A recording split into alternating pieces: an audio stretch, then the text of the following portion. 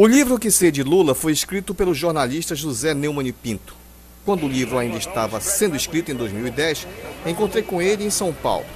O livro, lançado em 2011, conta os bastidores da trajetória política do sindicalista Luiz Inácio Lula da Silva, um dos mais populares presidentes da história do país, que não precisou construir uma cidade, renunciar a cargo e muito menos meter uma bala no peito para entrar na história.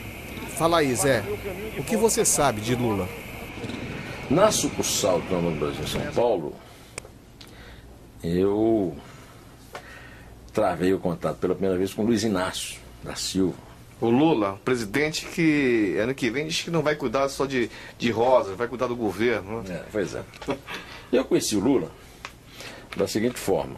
O Walter Fontoura, que era o Walter Fontoura é filho de um coronel aviador, carioca, mas o coronel foi despachado lá para a Barreira do Inferno em Natal, e ele praticamente foi criado no Rio Grande do Norte. E ele dirigiu o Jornal do Brasil nessa época inicial, quando eu cheguei lá, em 75, né? E aqui dirigiu o Jornal do Brasil. Então ele sacou de uma reportagem da revista Visão, na época, a revista que na época pertencia ao Said Fará, depois foi vendida por Henri Maxud, né? Uma reportagem chamada O Perfil do Operário Brasileiro. E o Walter, então, ele me escalou uma moça que trabalhava comigo na sucursal, chamada Maria Inês Caravati, para fazermos uma série de reportagens baseada uma atualização daquela pauta. E nós fizemos o Perfil do Operário Brasileiro hoje. Passamos uma coisa que não existe mais, né? Na imprensa, nós passamos 6 meses fazendo a reportagem. Era a época da ditadura, né? 74, 75.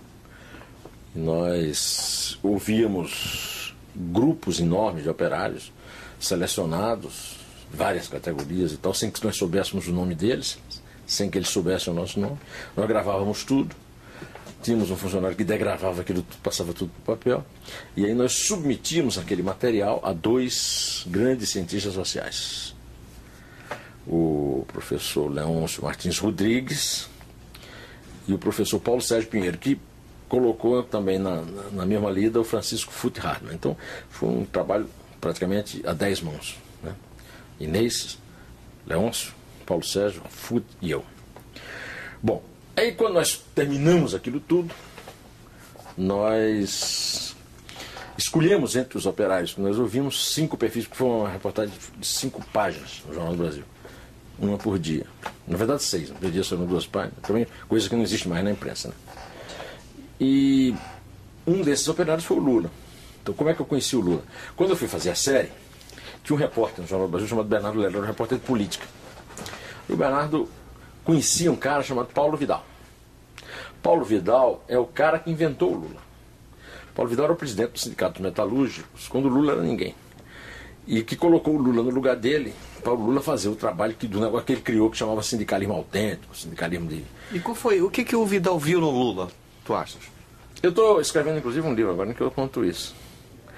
O que o Vidal viu no Lula? Era o seguinte, como é que o Lula entrou no sindicato, né? O Lula entrou no sindicato, o Lula era um cara muito esperto, manhoso e tal, e tinha um irmão mais velho que era militante comunista, Ziza, José, que é apelidado de Frei Chico, que tinha um... Então, quando o Paulo Vidal foi compor a chapa da diretoria do sindicato, procurou o Frei Chico. Mas o Frei Chico não podia entrar na chapa. A trajetória do Lula é uma trajetória assim, sempre de coincidências e de coisas que o favoreceram, né?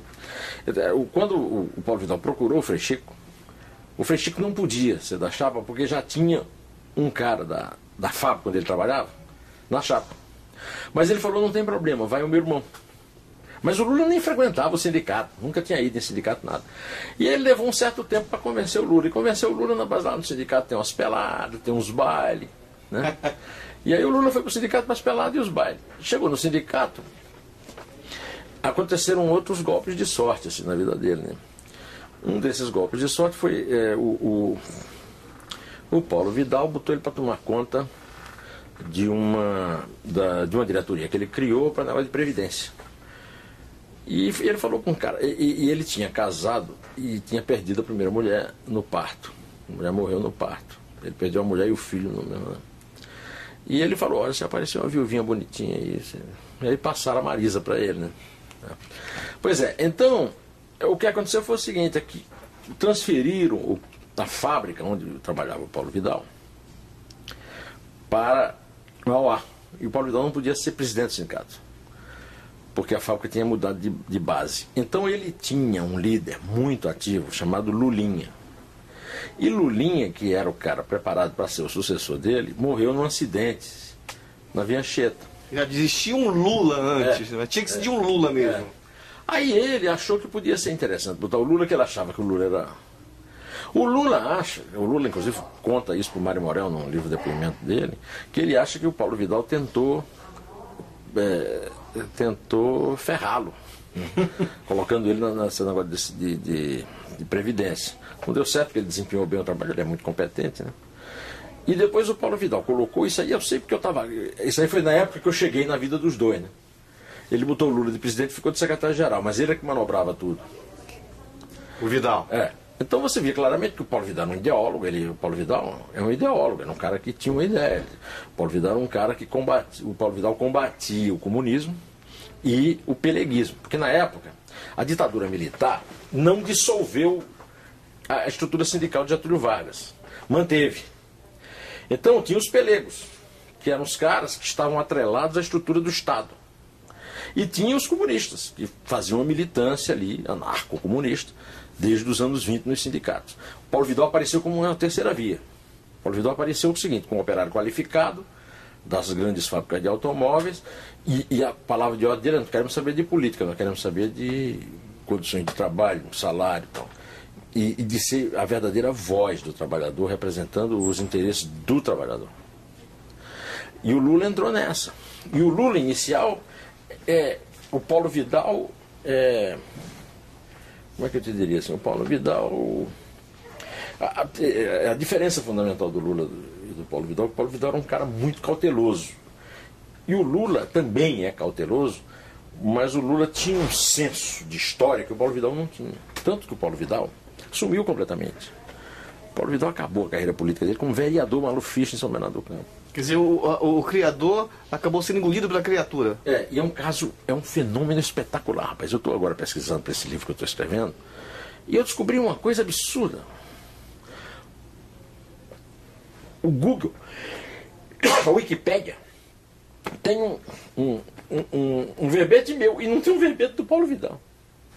Tem Paulo Vidal no Google, você acha lá umas... Principalmente, o que aparece do Paulo Vidal no Google é que fizeram uma grande sacanagem com o Paulo Vidal no filme Lula, o Filho do Brasil, e o Paulo Vidal reclamou em entrevista, dizendo que ele criou o Lula e tal. Isso tem no Google. Agora, não tem uma Wikipédia Paulo Vidal, não tem a vida do Paulo Vidal, você não sabe nem onde o Paulo Vidal nasceu. Se você for consultar a Wikipédia, não tem. Quer dizer, você vê que o Paulo Vidal ele foi assassinado historicamente. Assassinado politicamente. Politicamente. Né? Pela criatura dele. E eu não sei de onde é que Lula tira a ideia de que ele vai mandar num eventual governo Dilma, tendo feito o que ele fez com Paulo Vidal. Até porque ele fez sacanagem grossa com o Paulo Vidal. Porque eu fui ver o filme, é um absurdo a imagem que ele põe do Paulo Vidal no filme. Mas ele é tão safado que bota o nome, é o único personagem fictício, com nome fictício no filme. Porque o Paulo Vidal certamente poderia processar e ganhar uma bela grana. Porque o Paulo Vidal não correspondia àquela imagem do filme. E ele disse safadamente, não, aquele ali não era o Paulo Vidal, era um... E a verdade é essa, quer dizer, então eu conheci os dois. Eu conheci quando o Paulo Vidal era o Espírito Santo de orelha do Lula. O Lula só fazia o que o Paulo Vidal queria e o Paulo Vidal mandava. Só que o Paulo Vidal cometeu um erro, o primeiro grande erro de cálculo dele, foi não perceber a genialidade do Lula, a capacidade que o Lula tinha de... E eu sempre conto isso, assim como a grande sacada que eu tive em relação ao Lula foi o seguinte, eu disse, porra, quando eu conheci o Lula, eu tinha que inventar as entrevistas, porque o que é que houve? Quando nós fizemos esse perfil, o Jornal do Brasil, o Walter Fontoura, que foi o cara que fez a pauta, era o diretor do jornal, subiu para a vice-presidência da empresa e botou no lugar dele o Paulo Henrique Amorim, na edição do jornal. E o Paulo Henrique nos atribuiu o trabalho de fazer uma transferência do sindicato. Na época, é incrível, Vilar, Manuel, porra, na época, sabe onde saía sindicato? Saía num jornal chamado Notícias Populares, que era um jornal tipo Dia, sim, tipo a Luta Democrática. O colunista, quer dizer, era um jornal daquele famoso, que tinha um cara, o jornal era famoso porque tinha um francês, que era um grande titulista, um dos maiores mancheteiros do Brasil, que fez aquele famoso título Violada no Auditório, com o negócio do Sérgio Ricardo, o cachorro fez mal à moça, né? O sindicalismo tinha o Nunes, me lembro do Zé Nunes, que era o cara que era o colunista de sindicato, e dava notícia de futrica de sindicato, notícia política. E nós colocamos o Paulo Henrique Amorim. Tem assim. Hoje leia-se TV Record. O Paulo Henrique Amorim abriu a página de economia, a página de política para o sindicato. E eu entrei com isso aí, e entrei com o Lula. Então, muitas vezes eu tive que inventar a entrevista do Lula, porque ele não sabia o que falar. Qual foi a melhor entrevista que tu inventaste do Lula? As que eu inventei eu não me lembro mais, que não tiveram a menor importância. A melhor entrevista que eu fiz com o Lula foi a que ele deu, porque isso que eu ia te dizer. Com 3 meses de prática, conversar com o repórter, Lula se transformou no meu melhor entrevistado. A melhor entrevista que eu fiz com o Lula foi uma entrevista verdadeira, né? Verdadeira, uma entrevista feita por uma revista chamada Senhor Vogue, que era dirigida pelo Murilo Felisberto, um dos caras que dirigiu aqui o Jornal da Tarde, onde hoje eu trabalho. E era uma entrevista em que era o Lula colocando toda a sua plataforma Paulo Vidal. Quer dizer, estudante era filho de burguês, burguês é inimigo do trabalhador, então o trabalhador não tem que entrar em passeata de estudante. A igreja serve à classe dominante, então a igreja está fora das greves. O sindicato é para conseguir salário e melhores condições de trabalho para a classe trabalhadora. O sindicato é a voz do trabalhador, o interesse do trabalhador, não quer nada com política. Esse Lula, que era um descendente do Paulo Vidal, se transformou em outro pelas circunstâncias do próprio movimento que ele criou. Ele foi agregando para poder se manter, seria isso? Não, o que aconteceu é que ele é muito esperto, eu considero o Lula o maior político que o Brasil já teve em todos os tempos, e ele sabe se adaptar perfeitamente às circunstâncias da vida. O que aconteceu? Quando ele apareceu, o general Golbery viu nele uma esperança de evitar a penetração de Brizola no sindicalismo. Porque o general Golbery, ele só queria saber do Brizola. Ele ficava só preocupado com o que o Brizola ia aprontar quando chegasse no Brasil de volta do exílio. O general Golbery estava preparando a anistia e estava querendo criar no Brasil um tal ambiente que evitasse uma influência que ele considerava maléfica dos exilados, particularmente do Brizola. O que ele fez? Ele pegou o PTB e criou a Ivete Vargas e entregou o PTB com medo do Brizola ficar com o PTB com aquela sigla. Pode atender. Alô? Eu estou gravando uma entrevista. Te ligo.